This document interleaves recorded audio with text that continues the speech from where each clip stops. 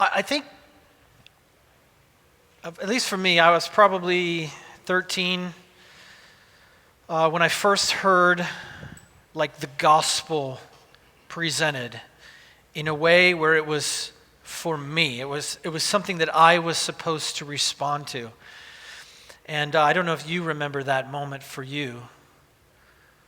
Maybe you'd heard of Jesus before, which I'm sure I had, but where I was sort of pressed, what about you? What do you think about this? What will you do with this one who died for you, who loved you? I can remember thinking, I don't remember a lot about it, but I remember thinking that it was a great deal. I remember thinking I was like getting away with murder somehow, like this trade my life for his. Somehow, if I gave him my life, that was the wording, if I gave him my life, that I would get in return him, that I would get in return eternity, that I would get in return forgiveness, that I would get in return wholeness. And I remember thinking, it's like when you find that incredible deal on Craigslist and you feel like you need to buy it immediately or somebody else is going to buy it like right away. You have to go and get it right now because I just thought someone's going to realize that they've offered this to the wrong person. They've offered this deal to the wrong person. And I just felt like I was getting away with murder. And so to me, it just made sense to accept that. I thought God was getting the short end of the stick, frankly, my life, my own kind of brokenness, forsakenness that I felt. But I do remember in the dark of that moment, reaching out my hand, somehow believing, crying out. And it was Jesus. It was Jesus who was there to take my hand. I do think that something began, like a relationship began between he and I that day. But it was neglected. I don't know if it's true maybe for your story, but when you first heard and responded to that invitation, and then something happens between then and some other point, and for me it was a little bit neglected. I do remember the next sort of big moment in my life. I was 16, and I was actually asked to preach. The first time I ever preached in front of a church, a large kind of congregation of people, I was 16, and it was Palm Sunday, and I remember I had to prepare, and so I looked as deeply as I could into the crucifixion, and that's what I preached on, and I was broken by it. I can remember being so amazed that someone would go through that kind of suffering for us. And I thought it was a very long sermon. Turned out to be 19 minutes, and so. But I think you add about 2 minutes per year that you keep preaching, so that's where I'm at now. It just keeps going and going. Some of you were like, "Man, those were the days. We wish we had that." Me too. I wish all I had to say lasted 19 minutes, but I can remember that was the moment for me that I was captivated by Jesus. That I think I started like what I would have to call like an obsession. Like my life's obsession is this person. To know him, to understand him, to uncover the layers of his extraordinary personality. I don't think it's an overstatement to say I'm totally, utterly obsessed with him. In fact, in many ways, everything I do, everything I think is secretly about him. I can remember in college having another breakthrough moment where I came to realize that Jesus was no friend of the status quo. And it's like I fell in love with him all over again, that he was like a radical. And I guess I thought up to that point that to love this one Jesus and to actually follow him, I sort of had to suppress my rebellious characteristics. I had to suppress my sort of revolutionary tendencies. And imagine my joy, my surprise to find out that he was a rabble-rouser, a troublemaker. They killed him after all. Like, I'm not excited about that. I'm not like, yeah, that's great, but I'm just saying, was the ultimate troublemaker, upsetting the status quo of his time, of all time. And it's like I fell in love with him all over again. Guys, I can't tell you how many times in the course of my life I have fallen in love with Jesus all over again.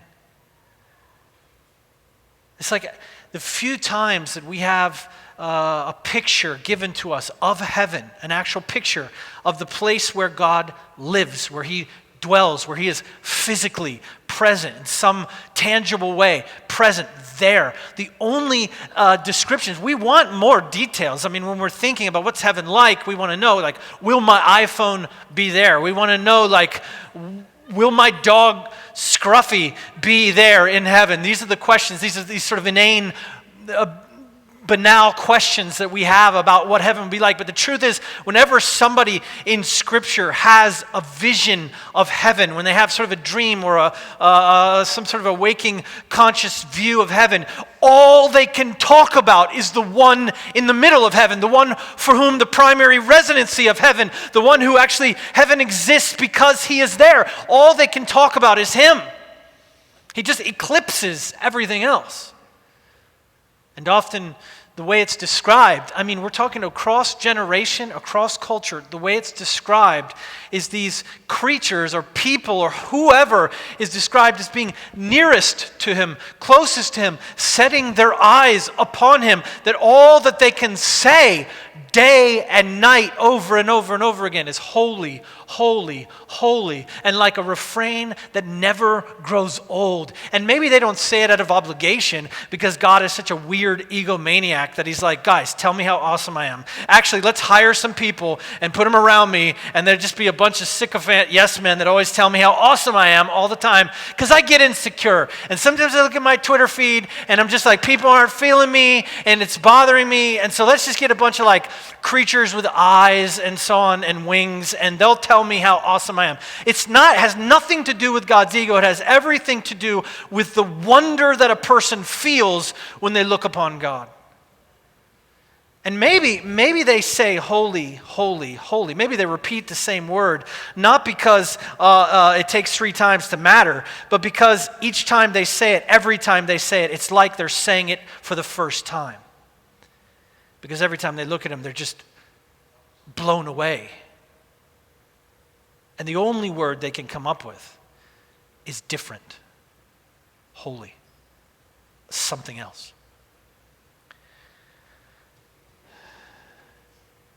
And I've come to know him by so many names and so many images. The lover, the warrior, the pacifist, the savior, the seer, the incarnation, the crusader, the radical, the liberator, the teacher, the philosopher, the ethicist, the healer, the theologian, the son, the friend, the prophet, the high priest, the creator, the genius, the poet, the Lamb of God, the atonement, the hope, the bread, the way, the word, the shepherd, the true vine, the new wine, the resurrection and the life, the light of the world, the second Adam, the firstborn from the dead, the judge, the miracle worker, the temple, the river, the living water,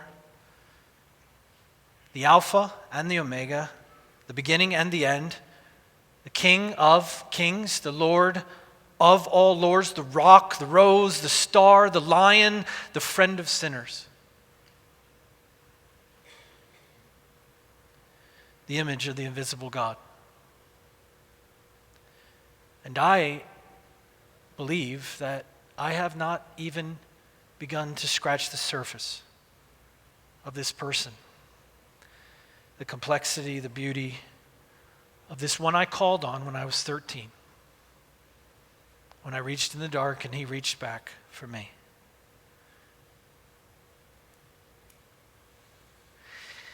He is our first value. If you look at the Manifesto, he is the first value. And I'm going to be honest with you. For me, if I could, it would be the only value. Because we must be, whatever we are, we will be Christocentric. Whatever we are, everything will be about and for and returning to the person of Jesus. Everything. Our theology, our ministry practice, our philosophy, our view of others, our view of ourselves, our view of the world, the expectation of how to live and who to be and what to think. It must all come back to, derive from Jesus. The truth is, the only reason why we need 17 more values is because people co-opt the word Jesus, the person Jesus, for themselves, for their own political ends or their own sort of version of Jesus. There's a lot of little false Jesuses being offered to the world, and therefore we need another 17 values to describe the Jesus we're talking about. But make no mistake, we're still talking about Jesus. And every single one of these values, as we begin to unpack them over the coming weeks, is still going to be an exercise in Christology. We're still just trying to understand who is Jesus and who ought we to be as his followers in the light of who he is. And Paul begins with this bombshell. He is the image of the invisible God. I mean, you have to understand, too, for Paul, for anybody, for a first century Jew, the impossibility, the problem of seeing God, the problem of actually having a face-to-face encounter with God. It's impossible. It's impossible. It cannot be done. And it's not so much that it cannot be done because God is so reclusive or shy or doesn't like to be around people because they smell or something like that, but it's that God literally for the Jew, he is invisible to us because he is the God without image. A God who cannot be seen or named by a human being, because to see him or to name him would be to contain him, and he cannot be contained. There is no box with which we could place God and look upon him. This, therefore, is it's a theological problem. It's an existential problem. You can't do it. Like a human being can't look upon God. It's not that they didn't want to. It's not that they wouldn't have dreamed of it. It's just this impossible gulf exists between the holy and transcendent God and ordinary people. We simply could never occupy the same space. I try to imagine what it would have been like to just be in the presence of Jesus. Have you ever thought about this or wondered what it would be like to just sort of talk with him, stand with him, follow him around, pass the fish, whatever, just have some sort of a moment with a human moment with Jesus? This is what I imagine. I don't know, obviously, but this is sort of what I imagine. I imagine that a person standing in the presence of one in whom, at least Paul is saying, the Father said he was pleased to let all of his fullness dwell inside of him. That one, when you stood there with him, it's like you're telling yourself the whole time to believe your eyes. It's just he's just a man, he's just a man, he's just a man. Look at him, he's just a man. And yet on the inside, your soul is somehow recognizing the one who created you. How would the soul not? And so there's this other feeling that you're feeling, which is like, run away now. You're going to die. But you don't know why, because you're just looking at a person, a human person, and not that amazing of a human person as far as we can tell. Nothing remarkable about him, his appearance. He wasn't overly handsome. He wasn't overly tall or anything like that. Just sort of an ordinary guy, possibly with a little male pattern baldness or a crooked nose. I don't know. Blemishes, possibly. Oh, you teenagers are like, there's no way Jesus had zits. There's no way.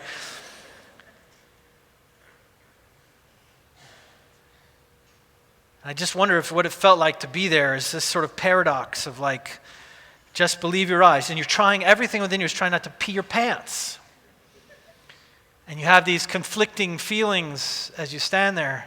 Just act normal. Just act normal. Just talk to him normal. He's a normal person. Just talk to him like a normal person. So you're trying, but something's going on inside of you. It's what I think about when I think about rides at theme parks. I've talked to you about this before. It's actually something that's really like a splinter in my brain. I can't get it out of my head why it is that people stand in long lines to ride these rides. I don't understand it.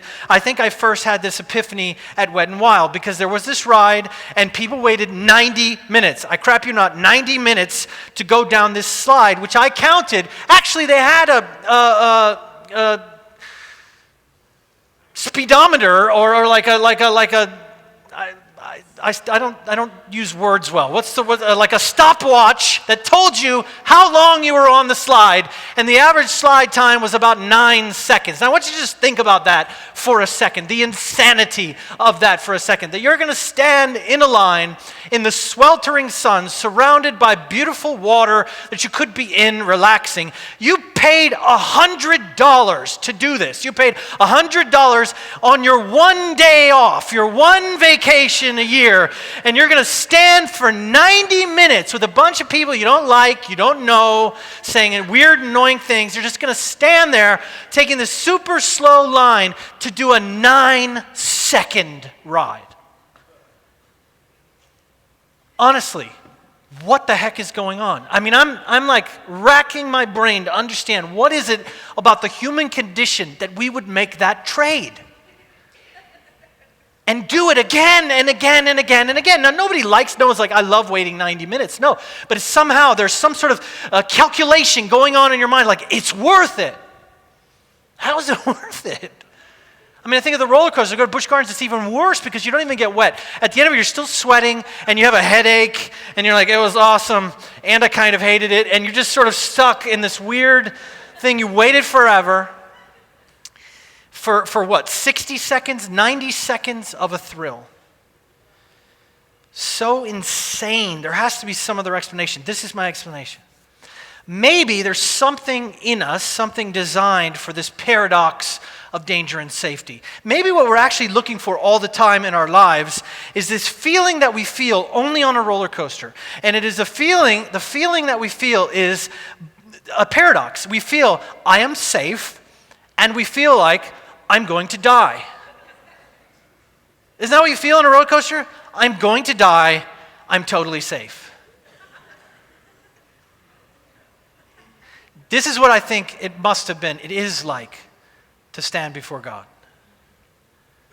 To feel like perpetually that experience, I'm totally safe, I think I'm going to die.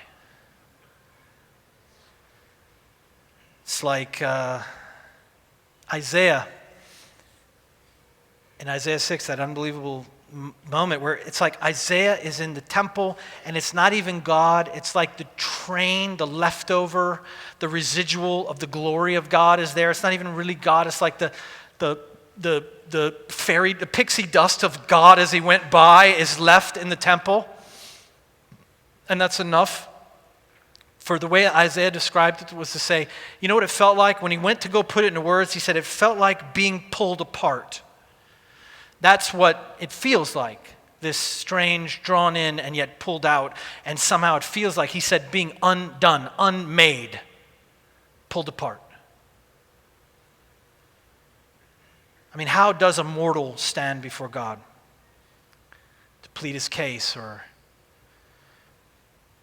how does a sinful mortal stand before a holy God and say anything at all? You see, there's two ways to talk about seeing. You know, there's like, we say to see, like with my eyes, to see, physically to see. But we also use the word when we say like going to see your doctor or going to see someone in a meeting or something like that. And this is in both senses is the case. We cannot see God because we cannot see God. You see, we can't get in to see God because we physically can't see him. So you can't look upon God because they won't let you in the room. Do you understand? You can't look upon God because you can't get a meeting with God. And you can't get a meeting with God. Maybe you can't get a meeting with God, not because God is shy or because you're not good enough for him, but actually you can't get a meeting with him because if you were to look upon him, you would die.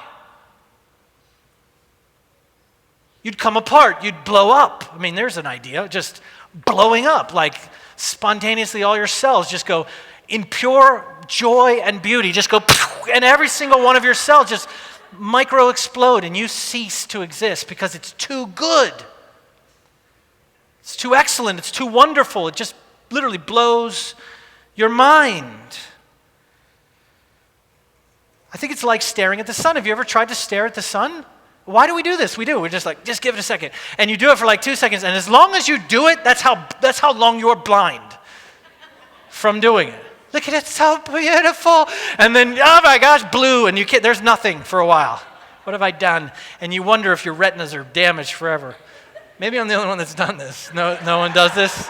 You've never tried it? You've never tried to look directly at the sun? Not something to be proud of, but we do it.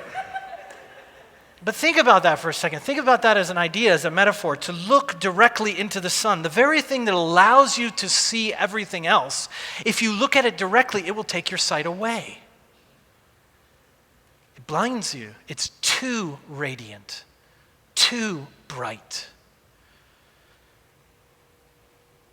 To look upon the source of light is to go blind. And if there are eyes in our hearts, if there are somehow ways of perceiving beyond the eyes or beyond the senses, then those things too could go blind. It is possible that God is simply too radiant, and not just in the sense of light and heat and fire, but in the sense of joy and love and beauty and holiness. What if he is just too much, too good in every single virtuous sense of what we understand as brightness or light or goodness, and our eyes of our heart would go blind by a glimpse at him? The supernova of God's beauty and goodness.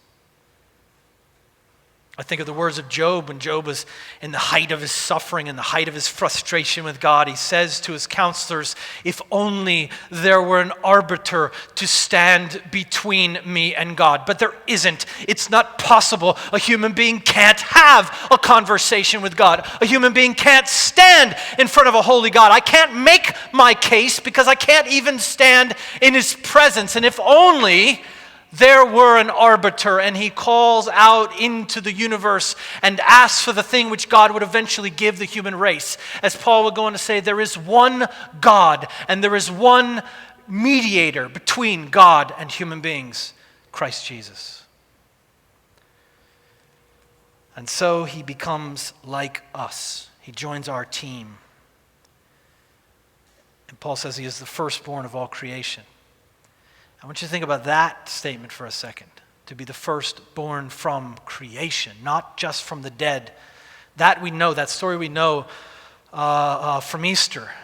But actually not just the firstborn from the dead, but actually the firstborn of all creation. Now, if you go back to the creation narrative, if you look at Genesis 1, we know exactly what he's talking about. Because before God creates anything, before the natural world is created, in any form, anything that we understand is the natural world.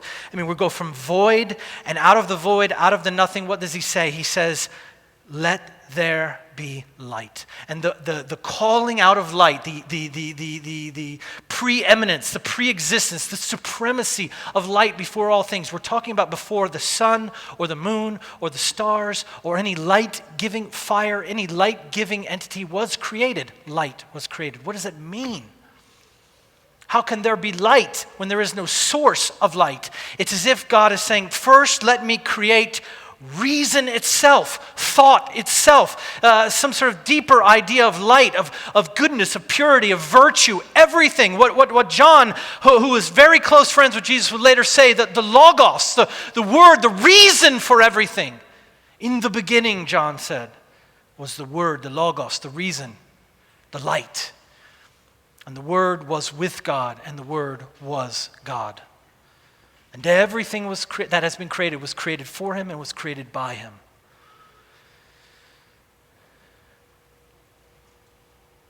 And light, that light, became a human being. Radiance itself, holiness itself, beauty itself, truth, love, strength, became a person. The uncreated God became a created being. So the question is, how did they miss it? John 1, John says, and he came to his own, but his own did not recognize him. His own did not recognize him. How? How does God take human form, come to the world, and we miss it? This is actually an important question for us because I still think we miss God in and around us. And I think it could have something to do with this line where Paul says this, for he was pleased to have his fullness dwell in him. The problem is that God took his fullness and stuck it in a package that looked very ordinary.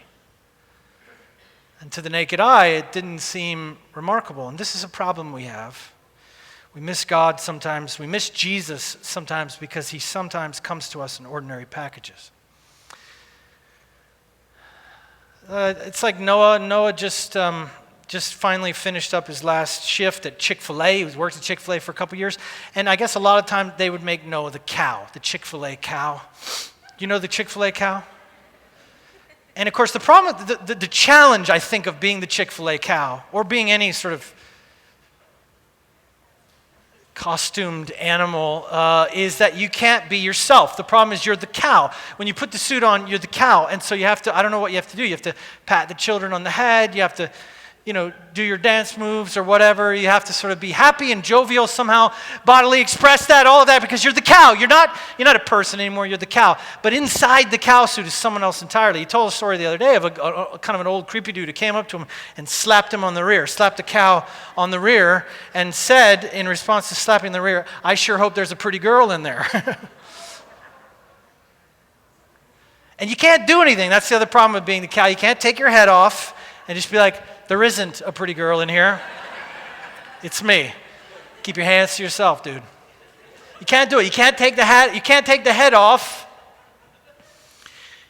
Can you imagine Jesus, like, I don't know, in some sort of weird moment where they just cross the line, as the Pharisees just said too much nonsense, and he just takes his man head off, and like his fiery eye head pops out, and he's just like, and then there's like, and they melt and die or whatever. You got to put the head back on. You got to act like a person. Act like a person.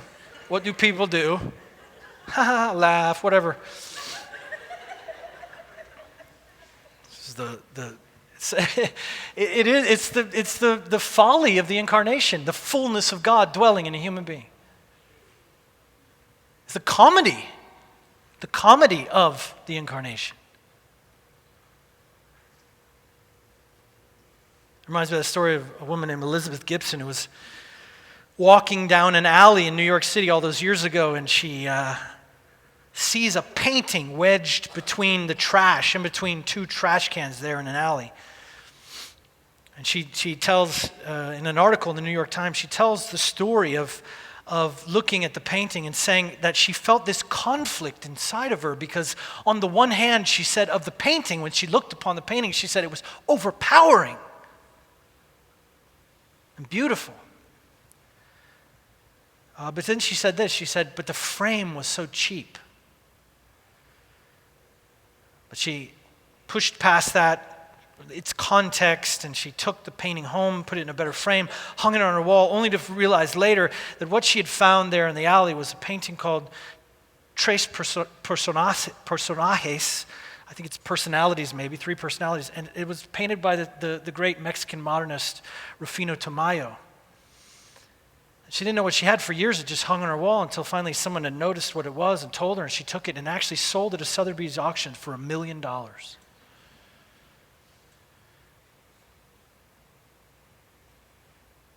How could a person miss God walking around their world?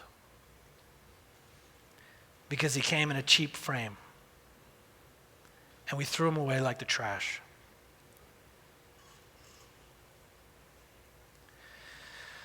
But we, you and I, have discovered the treasure. Or maybe he has discovered us. And now we can see him and touch him and hear him and follow him. What wasn't possible before is now possible. Jesus has made the impossible possible. The dream of having an arbiter, the dream of somehow actually being able to stand in the presence of God is now possible because of Jesus. That impossible distance, that gulf between us and a perfect holy God has now been breached, it's been spanned, it's been bridged by this person, Jesus. And Jesus is God. He is God for us. He is our God. Because he is all we can know and understand of God. He is the face of God. The writer of Hebrews would say he is the exact representation of his being. He is the image of the invisible God. And everything has changed because of him. And he is Lord. This is probably the most important saying, the most important statement and creed of the church in history. For 2,000 years, we have never said anything more profound or more important than that creed.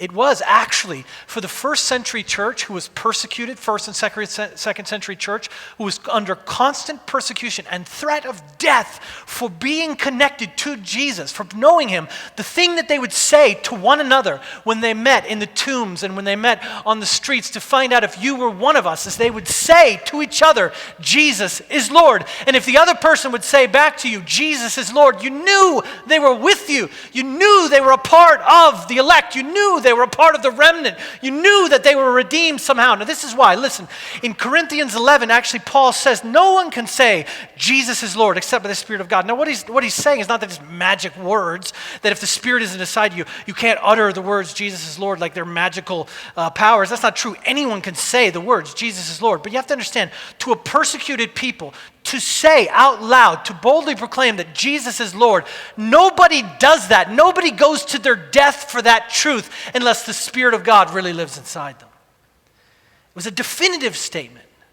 It makes us who we are to say boldly to the world, Jesus is Lord. So much is in that, isn't it? Jesus, of course, that first and most important word. It's about Christology. It's about the primary place of the leadership and supremacy and work and life of Jesus as our model for our lives. The death of Jesus as our only way of salvation and atonement. The resurrection of Jesus as the only hope for eternal life for human beings. The return of Jesus is the future, not just of the church, but of the whole world. Jesus. And then, of course, Lord, which conjures up all of this idea of kingdom, rule, covenant. It calls us to something. It's a kingdom of both the now and of the not yet. A kingdom which is here, inside of us, inside of him, but it also is our goal. It's something that we work toward in our lives, our prayers, our longing heart. Your kingdom come, your will be done. It's about rule. That word Lord conjures up rule and authority and justice and righteousness. It's about the nations. It's about bringing all things in conflict into peace with one another, reconciled by the blood that he shed on the cross, Lord. And even that important word, that single hinge fulcrum verb is so important because the is makes us live in the now. I mean, to say that Jesus was Lord is not good enough. To say that Jesus will be Lord is also not good enough because it disengages us from the now. Yes, we believe that he was Lord, and yes, we believe that he will be Lord, but more radically, we believe that he is Lord of this moment, of your now, of every now. He actually is Lord. And he sits, as the Nicene Creed would say, he sits at the right hand of God from where he rules and reigns in his strange, inscrutable, sovereign way. He is at work in this broken world, somehow calling it to heal. And what are we? What is the church? If not the cooperation, the coming together of those who boldly say, Jesus is Lord. That's what we are. And all that that means. I keep finding, we have this little chapel over here in the building. Most of you probably have seen this little chapel. And early on, the reason why we made this little sort of chapel, it's like Mark Culligan was like, Brian, you have to have a room with a cross in it. This is very important to him. And Mark always gets his way. If he pushes you, he always gets his way. So I'm like, okay, let's make a room with a cross. It's very important that there be a cross in the room. So he won me over. I thought it was a good idea. So I tried to look for something that I thought was like a cool little, the cross that I liked. And we had the pews put in. I had this like kind of altar thing handmade for us. And so I put it in there. And I have this little, I don't know, it's a small cross that has some red, almost like glass in the middle of it. I think it's pretty rad. So it goes there. There's a few, I'm just not big on artifacts and that kind of thing, but Mark was right. It's important to have a room like that. And so just a place to pray or sit, reflect, whatever. And it's important that the cross be at the front, that there be some sort of representation of the cross of Christ. And so there it is, and it's nice, and I love it. But lately, I've been going into the chapel, and the cross is like put on the floor for some reason. Have you noticed that anymore? It's not you, is it? No, of course not. It obviously wouldn't be you. But it's like people are putting the cross in timeout. Like every time I come in, it's like in the corner, facing the corner. And I can't understand why. So it's behind it. It's happened a few times where I go, by the way, if it's you, just be quiet, don't say anything. No one ever has to know. Just keep it. This could be a publicly shaming moment for you. someone just keeps putting it on the thing, and it really bothers me. I don't know why. At first I was like just kind of annoyed because someone's like not putting things back the way it was, and that always sort of bothers me a little bit, but then I saw it happen again, and I'm like, no, this is different. This is bothering me at a different level. Like, I want to know what meeting is going on there, what seminar, what gathering, what's going on where the cross somehow is out of place. Where the cross being prominent or preeminent is somehow a problem, and someone thinks to themselves, let's put that away out of sight. And maybe it bothers me so much because I do it in my own life. Maybe it bothers me so much because I'm often tempted to hide the cross. I don't like talking to people on planes. I don't like, I'm introverted anyway, and then something about putting me in a tiny little chair where I've got this little bubble that's mine, it just makes me go, bam, super introverted, like black hole introverted. I just want to, I don't want anyone to talk to me. And I know that's terrible, and I know I'm a terrible evangelist, and I never claim to be good anyway, so work it out in your own mind. But I put my headphones on, I try not to make eye contact, I have my little techniques, and actually I have a whole philosophy of like armrest situation and protocols and etiquette, and when people don't adhere to the armrest protocol etiquette, it just, the whole flight's ruined for me. I'm just like, why? What is wrong with this person, you know? But some people are so extroverted, Nishu, they don't care. They don't care about you and your introversion. It's not important to them. They will burst right by it without regard for you. And you got your headphones on, they'll pull them out. They'll be like, hey, what's your name? Maybe you didn't see me sitting here. 17 millimeters away from you. And people always want to talk, and they want to ask you, the primary thing you ask a person when you're sitting on a plane when you first meet them is, what do you do? The first thing you ask is about career, it's about work. And I always have this temptation to say, I'm an author, or I run a nonprofit, or I'm a father. I want to say anything but the truth. The core definition, the only lasting description of me, which is that I am a follower of Jesus. And that's who I am, it's what I do, it's the truest answer that I could give, and I never want to give it because it might make that person uncomfortable, and it would, and it does. But it also will make me uncomfortable. And sometimes I choose comfort over a true answer, comfort over a witness. And I take that cross and I hide it in the corner.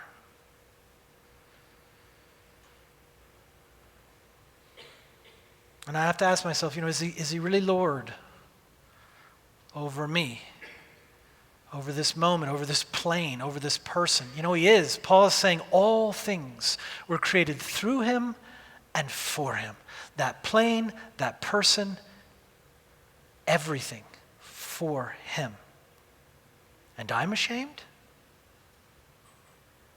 I'm ashamed to say the truth that he is Lord? We are his people.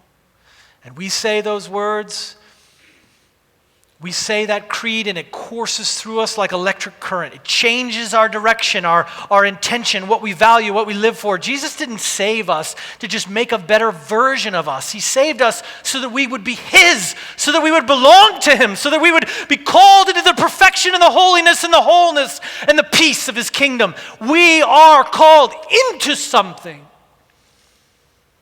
And we live in that paradox. We have a permanent seat on the roller coaster. Because there is another kingdom at work in this world, Babylon, Rome, Empire. And so there are these kingdoms in conflict with one another. And therefore, as a part of this new and better covenant, I become a combatant in this great conflict. You, if you say Jesus is Lord, have become a combatant in this great conflict. And to say Jesus is Lord is to say that Caesar is not. The whole point of the first church saying it was to say, Caesar is not Lord. That is their creed. And ours is different. to declare that we are ourselves in exile in this land, to set our lives apart, to deny the citizenship of Babylon, and to love Zion, that place we've never been, but we've felt in our bones. We've dreamt in our dreams. Because if Jesus is Lord, then Caesar is not, and I am not, and you are not, and your favorite Bible teacher is not Lord, and your favorite political leader is not Lord, and your counselor is not Lord, and your spouse is not Lord, and your doctor is not Lord. We love our human experts. We love our human masters. We love to feign saviors all around us. We even sometimes at our worst become those saviors for each other. And what is Paul saying when he keeps repeating the phrase, all things, all things, all things? What impression does that leave? Jesus is a panacea. He's saying Jesus is the answer for everything. He heals everything. It's to say that there is no process, no power, no question, no hunger, no thirst, no thing that can be understood or redeemed or mastered fully without him. Nothing. Everything comes back to him. A fascinating study by a guy called David Rosenhan. This was in 1970, and he was skeptical of the diagnosis process of psychiatric hospitals. The question that he had was, do we really know when a person walks in, there's something too about mental illness, there's something about that sort of invisible inner world, that how do we really know? It's unique in the sense that you go to a doctor, but then that doctor diagnoses you and then in turn prescribes certain sort of regimen for your condition. But the problem is that the diagnosing of your condition is totally subjective. Now, I understand people in the mental health profession might disagree with me on that, but let's look at this bombshell study that came out in 1970. Rosenhan himself, a Stanford University researcher, he ended up writing this paper called On Being Sane in Insane Places. And what he did is he took a group of about 10 Confederates, of which he was one, and he went into 12 of America's leading psychiatric hospitals and said, this was the first part of his study, said they were, each one of his Confederates was saying that they had heard some sort of auditory hallucination. But you have to understand, all of these people were totally sane. And that was the idea, was to send a sane person into the psychiatric hospital and see what they said about you. And once there, every single one of them, every single time, was diagnosed schizophrenic. Not only that, but they were hospitalized on average of 19 days each. A totally sane person walks into a mental hospital, has a diagnosis. Every single one of them is diagnosed as mentally ill. And then when they left, they had to agree that they were a schizophrenic in remission and begin to take their meds. One of the hospitals so shamed, this was such a big sort of moment in the history of psychiatry, that one of the hospitals so shamed said, do it again, we're ready this time.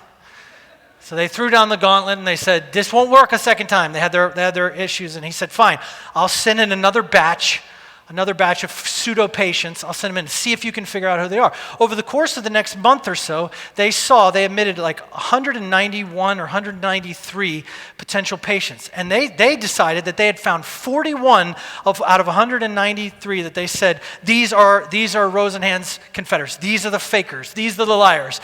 And to which the final bombshell came out when he said, I sent no one. He tricked them. He didn't send anyone. Now, don't get me wrong. I'm not saying that there isn't a place, and certainly it's grown a lot in the past 40 years. I mean, sometimes our minds are sick. Sometimes there's a biochemical problem, and we really can be helped by those things. But what I'm saying is we have this propensity as people to diagnose ourselves.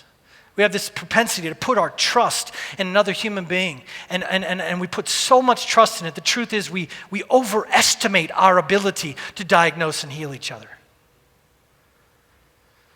And part of what I think Paul is saying is, in the end, no one's mind can be made right. No one's soul can be righted No one can be reconciled without Jesus Christ. There is no other way. You know, when early on in my ministry life and my ministry career, people have always asked me what they should do with their life. I don't know why, but people always come to me and they say, what should I do?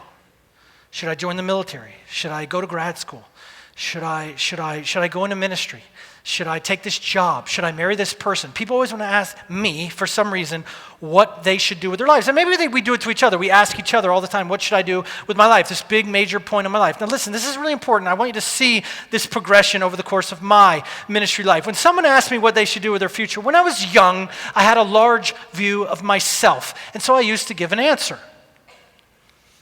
What should I do with my life? And I said, well, this is what I think you should do. I didn't try to play God, but I had an answer.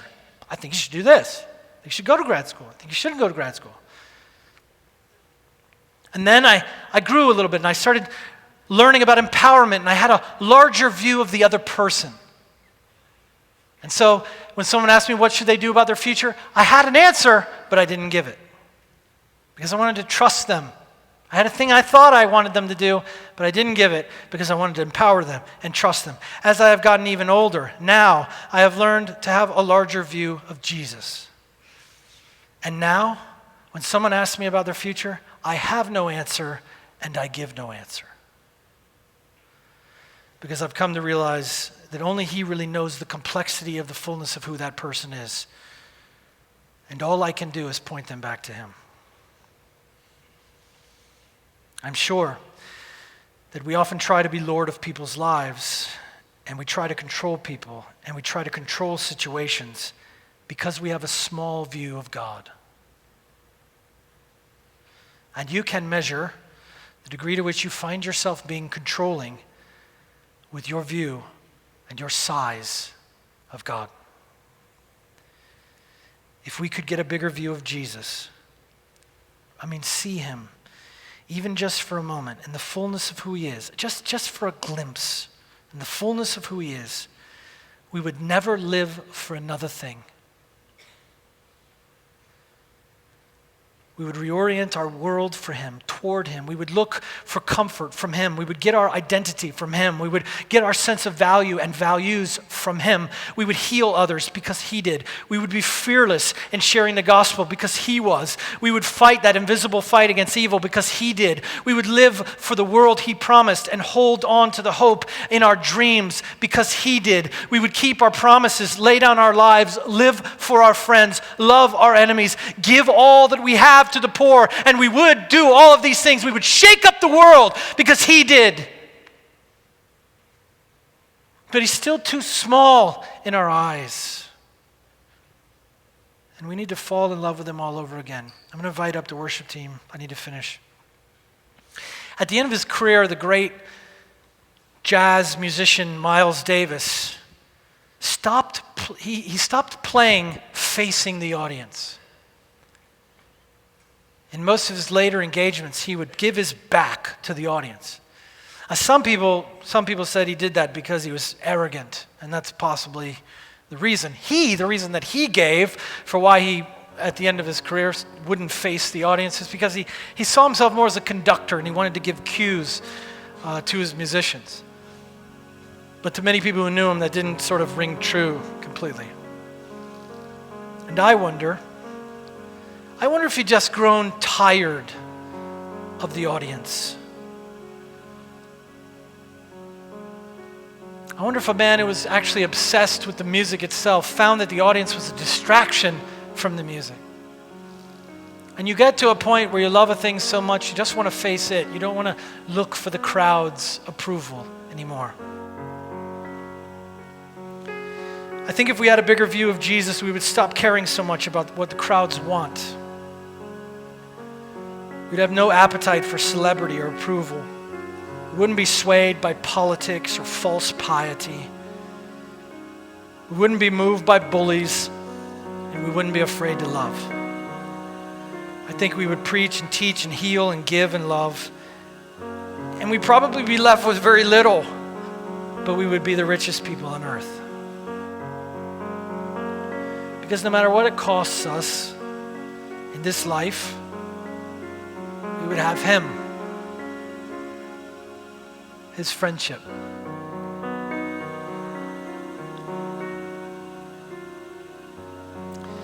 I was thinking about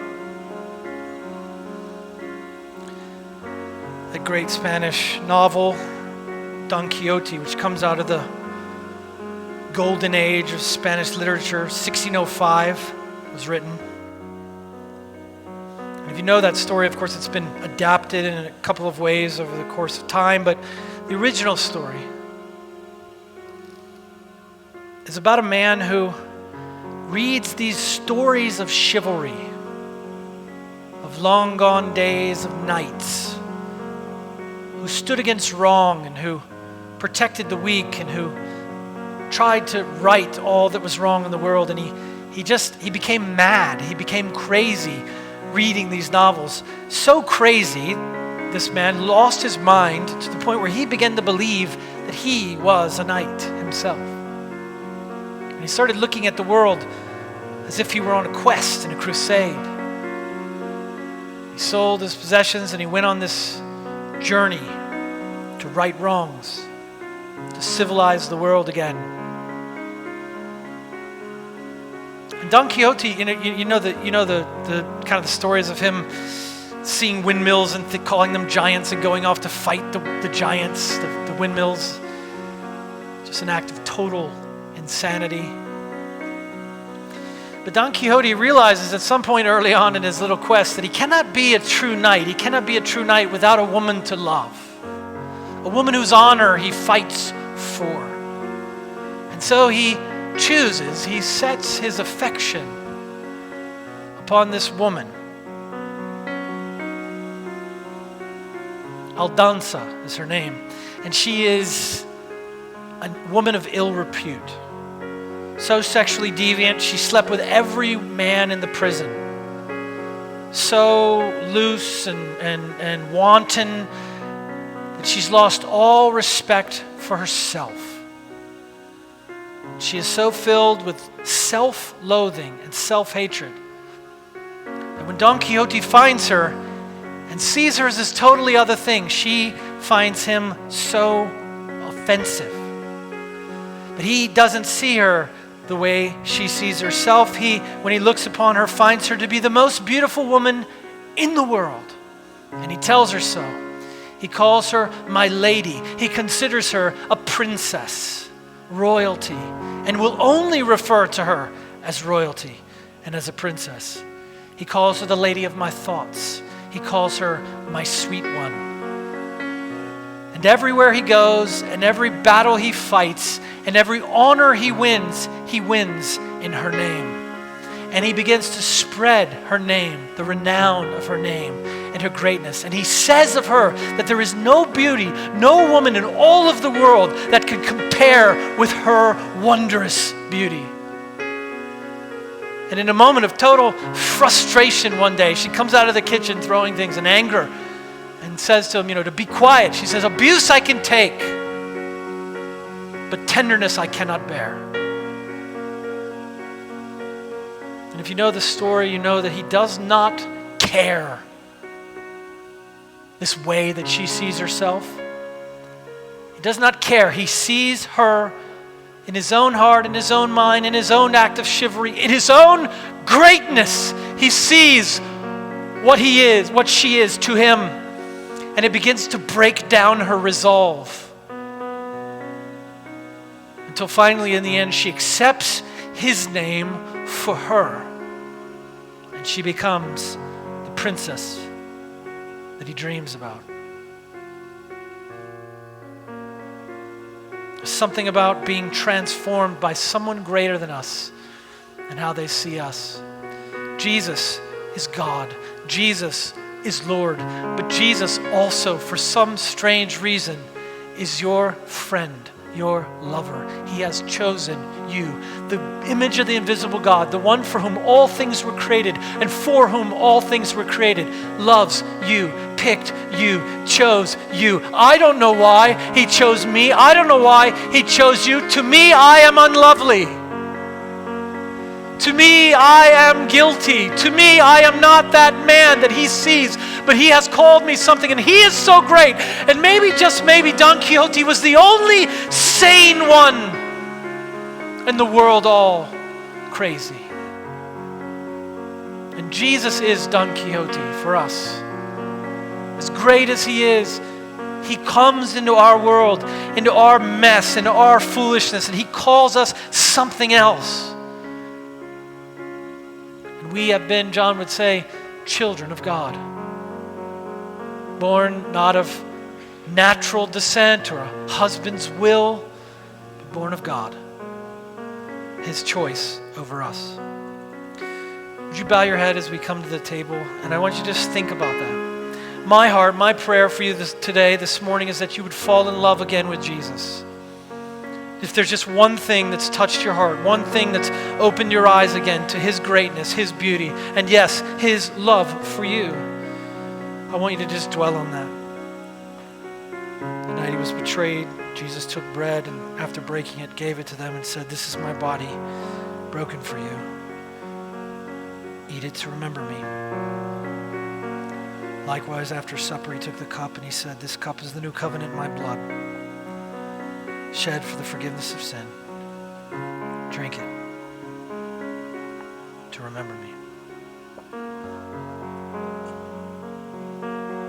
Guys, when you come to this table again today, would you come with like worship in your heart? Would you say again those most important words, "You, Jesus, you are Lord of me, of my family, of my life, of my future, and yes, of this world, of heaven and earth, visible and invisible, thrones, rulers, powers, authority, all things are yours. But first, before anything else, I am yours." If you can say that, if you're ready to again say that this morning, come forward. Guys, when you're ready, when your hearts are ready, this is the body and blood of Jesus given for you.